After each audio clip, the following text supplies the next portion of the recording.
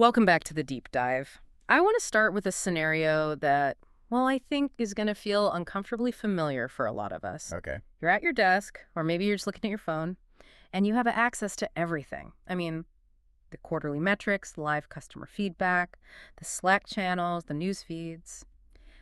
It's all there.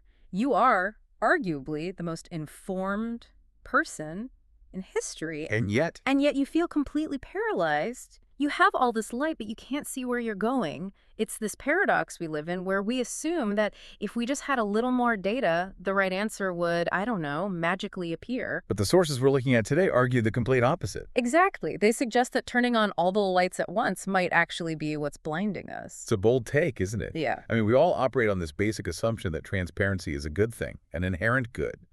But the text we're digging into, 9.6, the structure of transparency, and this framework called reflective humanism, they argue that transparency can create a kind of a whiteout.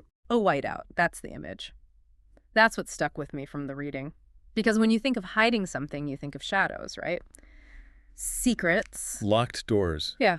darkness. But this source says, no, you can hide things just as effectively by drowning them in light. Right. Think about a blizzard, a total whiteout. There are no shadows. Everything is lit up. So technically, you have 100% visibility. But you can't see a thing. Did you see the path forward? Or the cliff that's 5 feet in front of you? Yeah. No. The visibility itself becomes the barrier. And that's our mission for this deep dive, to figure out why this total visibility is shutting down our ability to make a decision. The source breaks it down into 3 structures, I guess. Yeah, 3 structures. Information pressure, the illusion of visualization, and distributed responsibility. Okay, but before we get into those, we have to talk about the why. Why does this happen? Why does our brain just short circuit when we give it everything it thinks it wants? Well, the reflective humanism framework has this concept of the internal OS. The operating system. I find this part fascinating because it reframes the whole problem. It's not a personal failure, like I'm just not smart enough to process all this. It's more of a compatibility error. Precisely. The argument is that our cognition, our internal OS, is fundamentally linear. We tell stories, cause and effect. Exactly. Yeah. Step A leads to step B. That's how we process the world. It's a survival mechanism. You see a lion, you run. It's very linear. But the world we've built, this transparent world, it's not linear at all. It's a flood. It's 1,000 lions plus the weather plus the stock market, all hitting you in the same millisecond. You're trying to run a nonlinear program on linear hardware.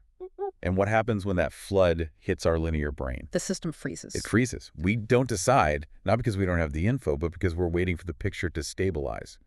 But in a real-time, transparent world, the picture, it never stabilizes. It's always updating. So we're just stuck in a permanent buffering loop. Which brings us to that first structure that causes this paralysis. Information pressure. Now, I want to be careful here because we all talk about information overload, too much stuff. But the source makes a key distinction. It does, and it's a crucial one. Overload sort of implies weight, like a backpack that's too heavy. Yeah, and the idea is if you just got stronger, you could carry it. Right, but information pressure is different. It's not about volume. It's about the dispersion of attention. It's a centrifugal force. Pushing outward. Exactly. The transparency pulls your attention in a million different directions at once. It scatters you. And this creates a very specific feeling that the source calls transparent pain. I highlighted that term, transparent pain. It sounds poetic, but when I read the description, it felt physical. The phase difference between the speed of the world and our ability to process it. Yes, that's the friction. It's the heat generated when your internal gear is spinning at, say, 10 miles per hour, and the external world is spinning at 10,000. They even break this pain down. The first one is speed pain. Speed pain. Is that the physical tightness you feel when you're watching a live feed? Just scroll past. That's exactly it. Imagine watching a stock ticker crash or a Twitter feed during a crisis. The updates are coming faster than you can even read them, let alone understand them. Your brain is trying to match the velocity of the machine, and it can't. That physical stress, that speed pain. Oh, I feel that. It's like my brain is just revving in neutral, trying to catch up to the highway. It's exhausting, and I haven't even done anything yet. And then there's future pain, which is maybe even more insidious. Because we have so much data, we can see all these potential trajectories. We see the sales numbers trending down, or the climate models, or the political polling. So we start pre-living all the potential disasters. Exactly. You simulate all of these awful futures based on the data, and you experience the anxiety of them now. You're suffering from things that haven't even happened just because transparency lets you see the possibility. That's the one. I do this with work projects. I'll see one metric dip on a Tuesday, just a tiny blip, and suddenly I've played out the entire scenario where the project fails and the client leaves, and it's not even lunchtime. That is classic future pain. And so what does a living system do when it's in pain? It flinches, it contracts. It closes up. So ironically, the more transparent the world becomes, the more our minds go into this defensive crouch. Yeah. We don't get a broader perspective. We get tunnel vision. We hesitate. We wait for just one more piece of data to make us feel safe. But that safety, it never arrives. No, because the feed never stops. Okay, so that's the pressure. We're scattered, we're in pain, we're freezing. But let's say we do try to engage, we look at the dashboard. And this leads to the second structure, which I think is the trickiest one because on the surface it feels so good. The source calls it the illusion of visualization. And this is the trap that smart people especially fall into all the time. We've completely conflated seeing with thinking. This one really got me. I love a good chart. I mean, give me a clean pie chart, nice line graph going up and to the right, and I feel the sense of relief. I look at it, I nod, and I think, okay, I get it. I understand. And that nod right there, that's the danger zone. The source argues that these visualization tools, they trick us into feeling we've understood a problem just because we visualized it. We think we've solved the puzzle because we can see all the pieces laid out. We confuse the map for the territory. Oh. Or worse, we confuse a single snapshot of the map for the entire journey. This connects back to that idea from reflective humanism about points versus vectors. Okay, let's break that down. I think vectors might give some people a high school physics flashback. What's the difference? So a point is just a static evaluation. A dot on a grass. Is the number good or bad, red or green? It's frozen. Okay, so looking at my bank account balance right now, that's a point. It's just a number. Exactly. But life, business, relationships, yeah, they aren't points. They're vectors. A vector has direction. It has momentum. The source also talks about gradients, which is the rate of change. So if I just look at the point, my balance is $100, I might think, okay, I have money. But the vector might show that yesterday I had 1,000 and the day before I had 5,000. The vector is crashing. Precisely. The point lies to you by leaving out the movement. The source even talks about the orbit or the spiral. Think about a planet. If you take one picture of it, it's just a dot, a point of light. You can't understand its movement unless you track its orbit over time. But our dashboards, our reports, they're usually just a collection of dots. That's the phrase they use, dead dots. We take a living, breathing, complex situation, a generating field, and we freeze it into a dead dot on a screen. And we judge it. We miss the why, we miss the energy behind it. So when I look at that chart and feel that sense of relief, I'm prematurely shutting down my own understanding. You're satisfied with the aesthetic of the answer rather than the reality of the problem. You stop asking questions because the visual looks complete. Wow. That's devastating when you think about how many big decisions are made in boardrooms based on nothing but dead dots. It explains a lot of bad strategy, I think. Yeah. If you only look at points, you lose the ability to sense the health of the system. You're just grading it.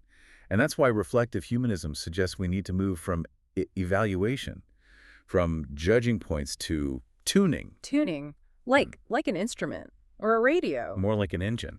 When you tune an engine, you aren't just looking at a gauge that says on or off.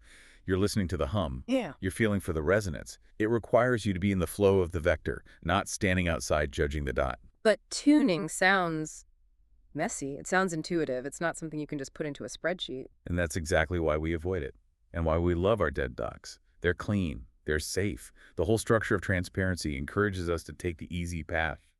Look at the visual, accept the illusion, and just suspend deep judgment. So we have the pressure scattering our brains. We have the illusion of the visual making us think we understand when we don't. And that brings us to the third structure, which honestly explains so much about modern office life. It's called distributed responsibility. The tagline for this one is pretty haunting. Nothing is hidden, yet no one decides. I have lived this. I have been in those meetings where everyone has the same report, everyone sees the project is late, the data is right there on the big screen, everyone nods, and then the meeting ends. And nothing happens. Nothing. It feels like, well, the boss sees it, my team sees it, surely someone is handling it. The source calls this the atomization of responsibility. It's like responsibility gets turned into a fine mist. If everyone has the information, the weight of the decision gets distributed across the whole group. And when it's spread that thin, the pressure on any one person just drops to zero. It creates a structure of irresponsibility. It does, and this connects to a really interesting counterintuitive idea in reflective humanism called interference. Interference. We usually think of that as a bad thing, like static. Right, but in this philosophy, interference is essential for existence. To truly know something, you have to collide with it. You have to touch it, and it has to touch you back. Real existence is friction. Okay, I think I follow. Like, I can't learn to box just by watching videos. I have to Yeah. actually get in the ring and get hit. Perfect analogy. But transparency, what we have now, it allows us to observe without interfering. We can watch the whole train wreck in slow motion on our screens. We see the metrics crashing, but because we're just viewing it through the glass, we're not touching it. We never cross that threshold into action. It creates this weird spectator effect. Yeah. Like, we're all behind a one-way mirror. We see reality, but we're totally separated from the consequences of engaging with it. And that's why transparency becomes the perfect tool to suspend judgment indefinitely. Think about the phrases we use. Let's just wait for next week's data. Let's see how the trend line develops. Let's keep an eye on it. I say that all the time. We all do. And let's keep an eye on it is just code for I am refusing to interfere. The transparency gives you the perfect excuse to stay passive. You're not being lazy, you're just being data-driven. Oof. That that stings because it's so true. So if you put this all together, the pressure, the illusion, the distributed responsibility, it's a pretty stark picture. It's a recipe for paralysis. Mhm. It explains why, despite having all these tools, we often feel so helpless. We're trapped in the whiteout. Yep. What do we do? I mean, we can't just smash all our screens. We have to live here. You mentioned moving from evaluation to tuning, but what does that actually look like? How do I tune my email inbox? I think it starts with a shift in intent. It's about recognizing what the source calls health scan mode. Health scan mode. The goal isn't to accumulate more points of data. The goal is to find resonance. Instead of asking, do I have all the information? You start asking, am I resonating with the reality of this situation? That sounds a bit abstract. Can you make that more concrete? Sure. Let's say you're managing a team.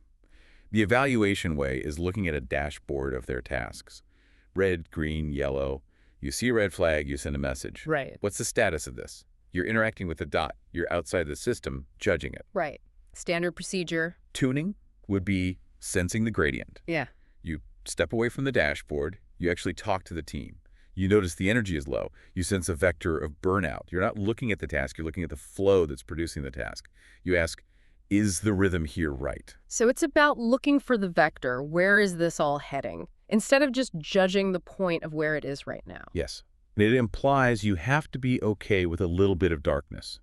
You have to step out of that blinding white light of total transparency and actually trust your ability to sense things. Acknowledging that seeing isn't the same as understanding. Sometimes, to really understand, you have to close your eyes and listen. And you have to accept that transparent pain. When you feel that tightness, that speed pain, don't treat it as a signal to go faster. Treat it as a warning light on your own internal dashboard. It means you're trying to outrun a nonlinear world with a linear mind. You can't win. You have to slow down. That makes so much sense. So as we wrap this up, I want to leave you, our listener, with a challenge. And it's not to delete your apps. It's just to think about the dashboards in your own life. Whether that's a literal screen at work or an app tracking your sleep, or even the mental checklist you keep for your relationships. And just ask yourself, are these tools actually helping you understand the health of the system? Or are they maybe just a membrane protecting you from having to make a difficult decision? Are you using the data to engage with reality Hmm. or to keep it at arm's length? Is your transparency a window you're looking through? Or is it a white wall that's blinding you with light? That's the question. I think the takeaway for me is we don't need more information to be smart. We just need to recognize when seeing is replacing thinking. And we need to be brave enough to step into the interference. Thanks for diving in with us. We'll see you next time.